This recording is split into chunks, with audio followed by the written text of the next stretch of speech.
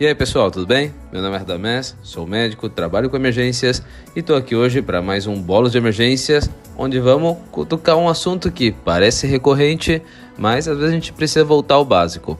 Vamos falar sobre um medicamento que está praticamente em toda a prescrição do PS, mas que ainda tem alguns mitos. A dipirona. Ela é a nossa queridinha, é analgésica, antipirética, também tem propriedades espasmolíticas e, para muita gente, um medicamento perigoso.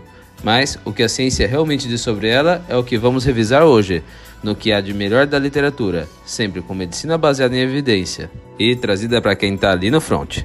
Então vamos lá. Primeiro, o que é a dipirona? É uma medicação derivada com efeito analgésico potente, ação antipirética confiável e o bônus, que é o efeito espasmolítico, especialmente útil quando pensamos em dores de origem visceral. O mecanismo de ação dela ainda não é totalmente esclarecido, o que traz aquele toque de mistério sobre o seu funcionamento. Mas sabemos que envolve muito a inibição central da COX, sendo uma droga de ação rápida, começa a fazer efeito a partir dos 15 até 30 minutos e com um pico de ação entre 1 e 2 horas. E aqui já vai aquele primeiro pulo do gato. Não adianta passar a dipirona no nosso paciente e esperar que em 10 minutinhos ela faça todo o seu efeito. Vamos reavaliar nosso paciente, mas dentro de 1 hora pelo menos. E qual que é o momento que a dipirona mais brilha? É naquela dor aguda, moderada e intensa, principalmente na pós-operatória, ortopédica, a cólica abdominal e até ginecológica. Algumas revisões feitas no Cochrane mostram que uma dose oral entre 500 e 1000 mg alivia significativamente a dor em até 70% dos casos. Sua ação também é significativa nas cefaleias primárias, principalmente as tensionais e enxaquecas. Alguns estudos mostraram que a dipirona via oral ou IV tem eficácia comparável ao da aspirina, mas com menos efeitos colaterais gástricos. Também nas dores do tipo cólica, como biliar ou intestinal, a dipirona se destaca porque tem o alívio da dor e o efeito espasmolítico.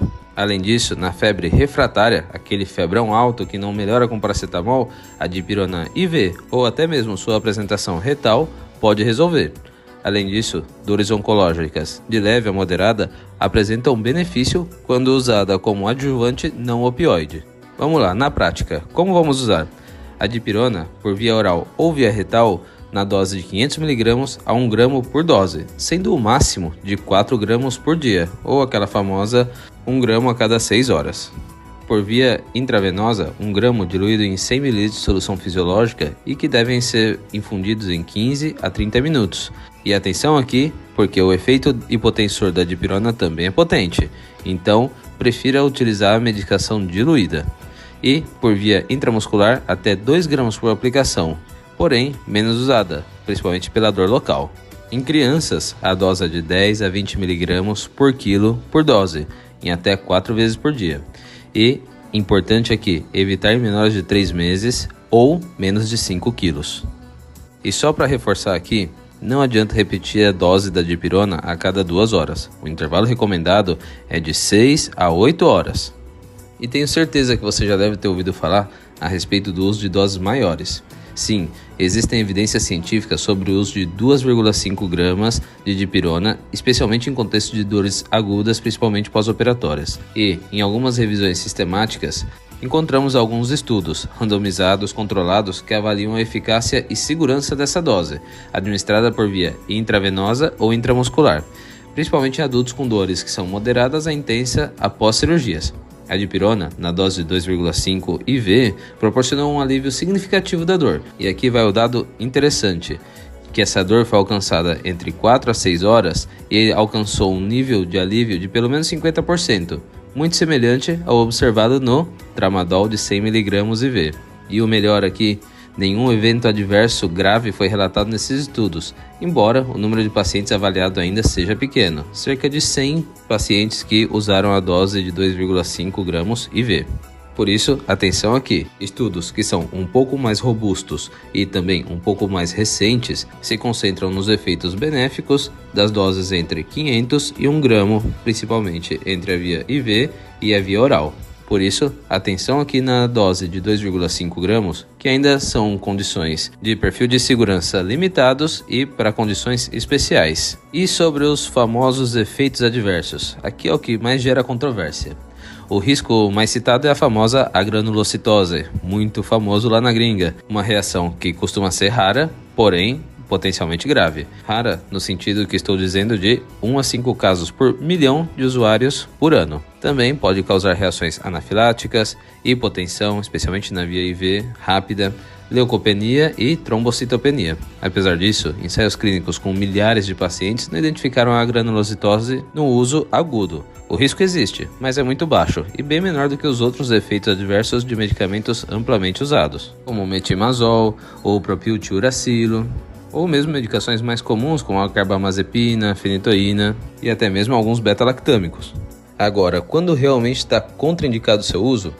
Primeiro, e óbvio, alergia à dipirona, bem como histórico de discrasia sanguínea, principalmente a granulocitose, também a porfiria hepática aguda, bem como gravidez no seu terceiro trimestre, além de lactentes, que se possível é bom evitar.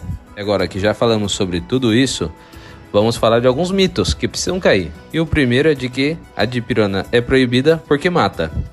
Bem, na verdade, ela foi retirada nos Estados Unidos lá pelos anos 70, depois de alguns relatos meio duvidosos sobre a granulocitose.